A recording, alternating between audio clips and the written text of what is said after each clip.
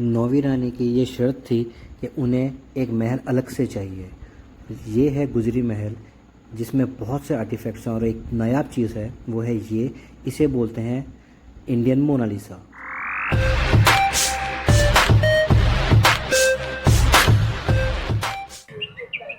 तो फ्रेंड्स, अब हम आए हैं ग्वालियर में गुजरी महल पे, और ये एक आर्कियोलॉजिकल म्यूज़ियम भी है। और ये गुजरी महल की कहानी ये है, ये जो गेट है अभी हम इससे एंटर कर रहे हैं और बहुत ही भीड़ वाली जगह पर है ये। पर ऊपर आप जो देख रहे हैं वो फोर्ट है, अगर आप देख सकें तो ये ऊपर फोर्ट है। ये फोर्ट के बेस में गुजरी महल है। और ये जो गेट है, ये गेट आलमगीर गेट कहलाता है। और इस गेट की ये एक हिस्ट्री है। अभी हम चलते हैं तो अभी हम चलते हैं गुजरी महल देखने। गुजरी महल का ये है कि जो यहाँ का राजा थे, राजा मान सिंह, और इनका एक ये था कि इनकी 8 बीवियाँ थी। और ये जो ऊपर महल आप देख रहे हैं ये उन्हीं का ही महल है ऊपर। तो एक ये ऐसी स्टोरी है कि ये जो गुजरी महल है ये एक उनकी 9th बीवी थी गुजरी, उनके लिए बनवाया गया था।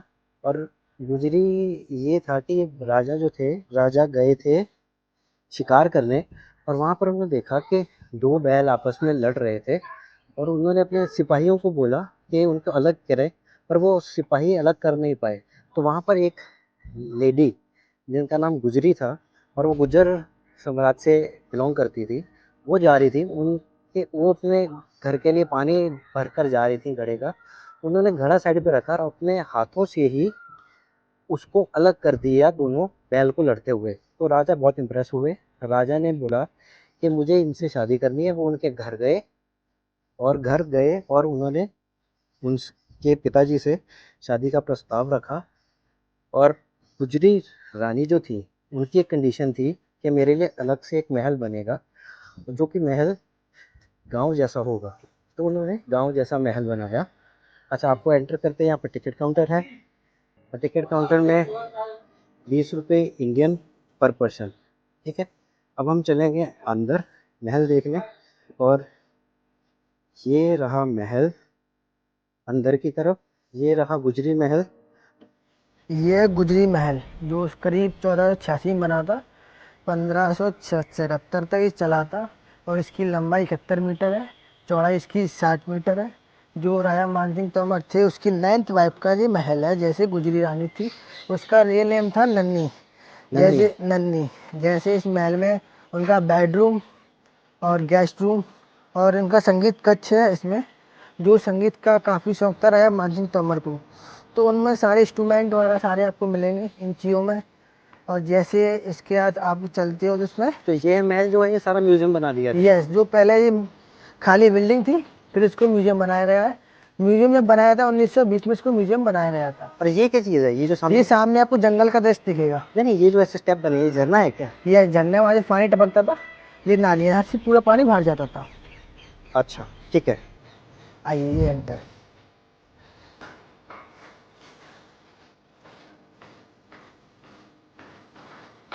ये महल की पुरानी सीढ़ी है ना? यस।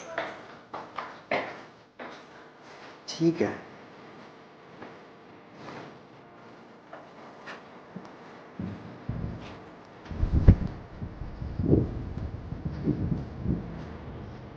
बहुत सुंदर है यार ये। अच्छा,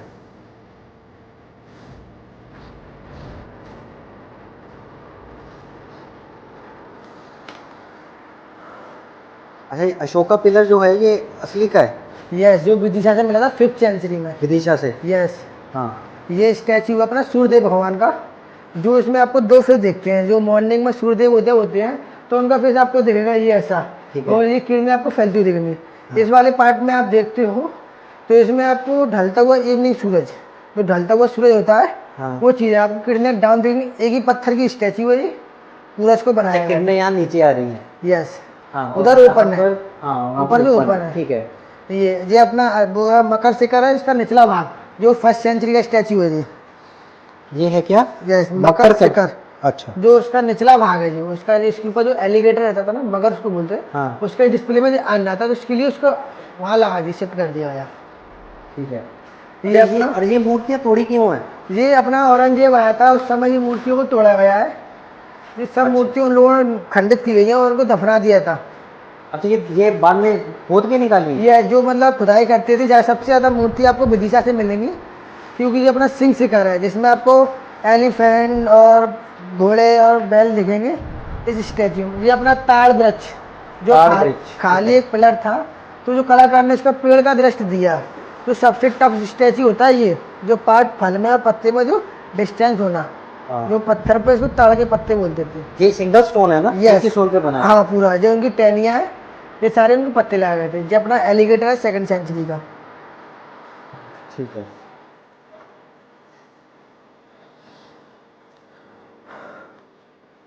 ये अपनी जो राजस्थानियाँ जो साड़ियाँ बनारस साड़ियाँ होती है, जो उनका प्रिंट होता है, जैसे आप इसको दूर से ब्लॉक प्रिंट। देखोगे, दूसरे से देखो तो मिट्टी का लगेगा, हाँ, ये मिट्टी पर का ये लग रहा है। पत्थर का पूरा पूरा अच्छा। पत्थर को बनाया गया था इन पे, ये कौन सा पत्थर है? जिसको बालू पत्थर बोलते हैं।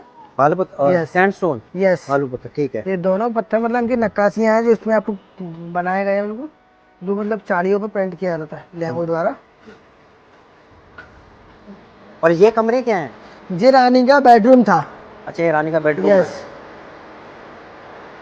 अच्छा, ये वही झोंपड़ी की तरह बना है। हाँ, ये झोपड़ियों की तरह इसको बनाया गया था। और रानी की ये कंडीशन थी कि मेरा जो बेडरूम है वो झोंपड़ी की तरह होना यस, चाहिए। जैसे आप ये देखो, जो पिलर लगे हुए हैं, 2-2 फीट के पिलर लगाए गए हैं ये। हाँ, ये आप जी देखो, ये माधवराव सिंधिया फर्स्ट वाले, ये सामने है। हाँ, ये अपने जी बाजी राव है। ठीक है। जो जितनी भी सब पेंटिंग लगी, जो एमपी में धार है, हाँ जी, है। अच्छा, धार की पेंटिंग है ये। धार में जो पेंटिंग थी ना, वहाँ की पेंटिंग है, ओरिजिनल पेंटिंग है सारी। इस पेंटिंग में आपको घोड़े, जो आदिवासी लोग होते हैं ना, वो इसमें दिखाई देंगे आपको। नहीं तो ये पेंटिंग मिली कहाँ से फिर? ये धार है एमपी में, हाँ। बाग गुफा, वहाँ से पेंटिंग आई गई है ये। अच्छा, गुफा से पेंटिंग लाई गई है। यस, ये सारे कॉइन्स हैं, जो मतलब नागवंश के सिक्के थे, जो मुद्राएं बोलते थे। ये मुद्राएं सारी, ये इनको गधैया सिक्के बोलते हैं, इनको ठीक है। गधैया सिक्के, ये आद मुद्राएं। इनको आद मुद्रा मतलब कहता है इनका कोई आकार नहीं है। तो चलिए अब हम चलते हैं दूसरी गैलरी में। ये म्यूज़ियम है, इसमें पेड टिकट है, बाकी में इंक्लूडेड ही है। अगर आप देखेंगे तो इतनी सुंदर मूर्तियाँ, इतने बेहतरीन तरीके से इनको कार्व किया है, इनको आकार दिया है, इन पे जो नक्काशी तराशी इनको जो तराशा गया है, बहुत ही सुंदर हैं। और अगर आप ध्यान दें और अगर एक बारी सोचें तो ये मूर्तियाँ 2nd सेंचुरी की हैं, जो कि विदिशा पास में एक जगह है जहाँ से खुदाई में मिली थी। कहते हैं कि मुग़ल आए थे, उन्होंने बहुत तोड़ फोड़ की मूर्तियों की, और विदिशा में उन्होंने दफना दी, फेंक दी। तो आप मूर्ति देखें, ये देखें सामने, ये एक लेडी लेटी हुई है, साथ में एक नीचे बच्चा है, साथ में और उसके लेडीज़ हैं। इतनी सुंदर मूर्तियाँ, अगर आप ये देखेंगे तो आप ये सोचें कि ये उस टाइम की मूर्तियाँ हैं जिस टाइम पे ना तो इंजीनियरिंग स्टूडेंट्स थे, ना इंजीनियरिंग टूल्स थे, सिर्फ हाथ से काम किया जाता था, हथौड़ी छेने से। इतनी बेखूबी मूर्तियाँ बहुत ही सुंदर हैं। तो चलिए इस हम गैलरी में और भी देखते हैं। इस गैलरी में आपको तोप भी दिख जाएगी। ये ग्वालियर किला जो है, बहुत लड़ाइयाँ यहाँ लड़ी गई हैं, बहुत बड़ी फतेह किया गया है बहुत को। तो इसमें अब आप देख सकते हैं। चलिए एक इस गैलरी का भी टूर लेते हैं।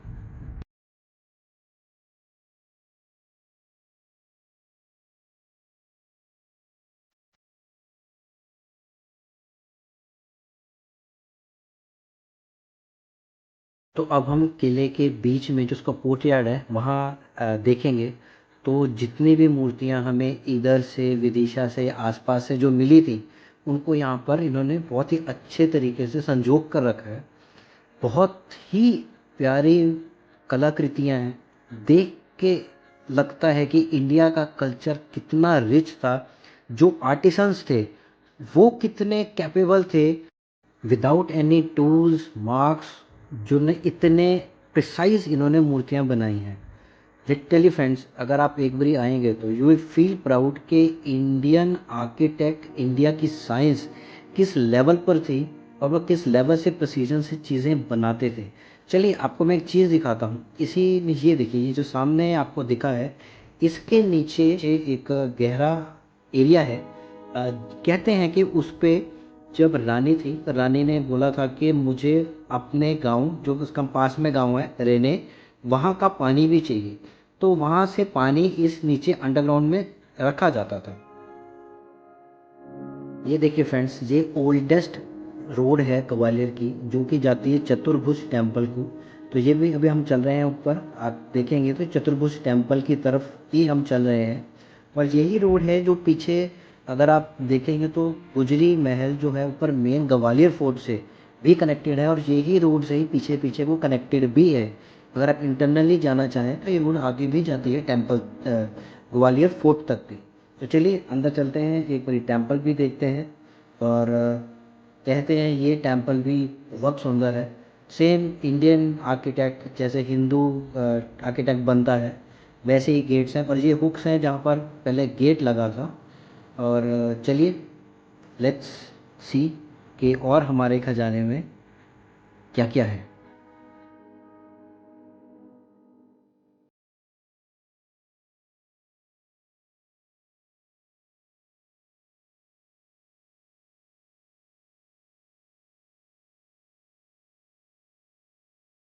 फ्रेंड्स ये देखिए, जो रोड आगे जा रही है, और अगर इसके साइड पे देखेंगे तो छोटी छोटी खिड़कियां काट के उसमें कितने ही शिवलिंग रखे हैं, कितनी ही मूर्तियां बनी हैं।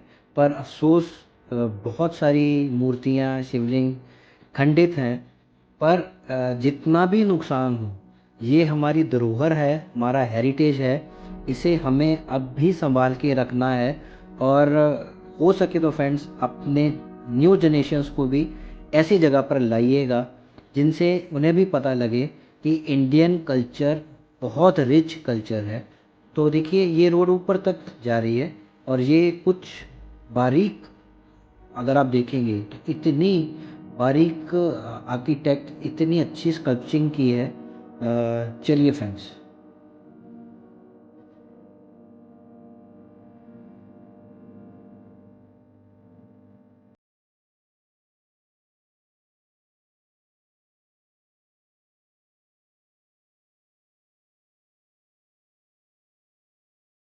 चलिए फ्रेंड्स, अब हम चल रहे हैं नीचे।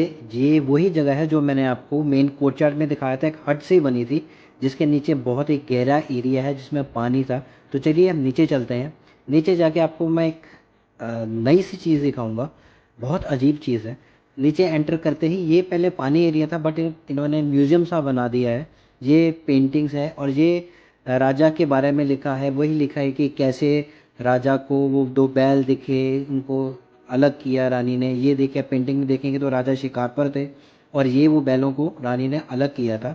तो ये वो कहानी है जो यहाँ पर नीचे लिखी भी है और दर्शाई भी है।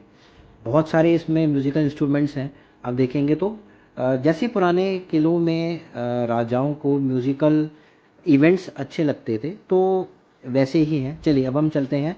ये देखिए, ये सामने एक पाइप का टुकड़ा है, अगर आप देखेंगे तो ये वही पाइप है जो रहने से इन्होंने गुजरी महल के नीचे तक लाए थे, और वहाँ से पानी इस पाइप के थ्रू यहाँ आता था। ये पाइप तब की ही है, वही पुरानी पाइप का टुकड़ा अभी भी इस यहाँ पर आप देख सकते हैं। यहीं से यहाँ पर पानी किया जाता था। तो ये देखिए सामने, ये ऊपर जो हट है इसके नीचे ही वो जगह है। तो ये रहा हमारा गुजरी महल।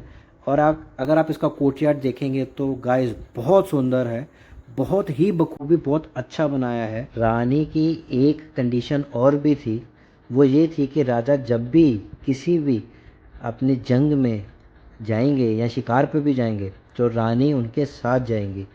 तो ये एक उनका फेट था कि राजा और जो उनकी ये नाइन्थ रानी गुजरी जो थी, जब वो एक वॉर पे गए थे, एक बैटल में गए थे, तो वहीं पर ही उनकी डेथ हो गई।